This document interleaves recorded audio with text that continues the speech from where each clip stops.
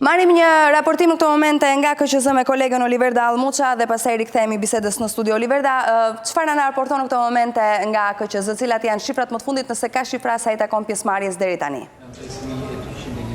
Updatimi i fundit, përgjithësimi i fundit pra i të dhënave në Komisionin Qendror të Zgjedhjeve nxjerr një rezultat për pjesëmarrjen sa i për 27.22%. Kjo të paktën është përgjithësimi i fundit pra për të dhënat e pjesëmarrjes, bëhet fjalë për mbi 3500 qendra votimi të cilat kanë raportuar në kohë reale pikërisht për Komisionin Qendror të Zgjedhjeve. Në krahasim me Telina me vitin 2021 kemi pothuajse të njëjtën luhatje si edhe në fashën e mëparshme, pra bëhet fjalë për të paktën 6% diferencë, sepse në vitin 2021 kanë votuar 31.52% e listës së zgjedhësve pikërisht pra në vitin 2021. Ndërkohë sa i përket qyteteve, pra qarqeve të cilët kanë votuar më shumë, mbetet si edhe më herët Tirana me 30.34% të votuesve.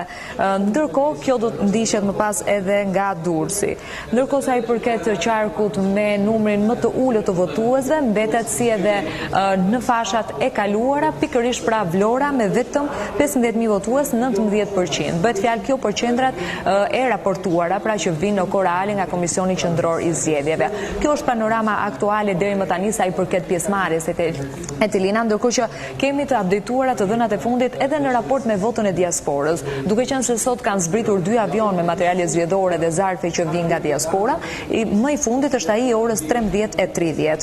Aktualisht kemi 187.916 zarfe të mbërritura nga 245.000 që janë në total që priteshin pra të vinin në total nga vota e diasporës, pra që është 76.41%. Kjo është përqindja aktuale e zarfeve të mbërritura nga diaspora në Komisionin Qendror Zgjedhjeve, më konkretisht në Parkun Olimpik. Oliverda, për të konkretizuar edhe një herë duke qenë se duhet shkojë në një tjetër lidhje, 27.22% nga KQZ ishte pjesëmarrja deri në orën 14 e votuesve?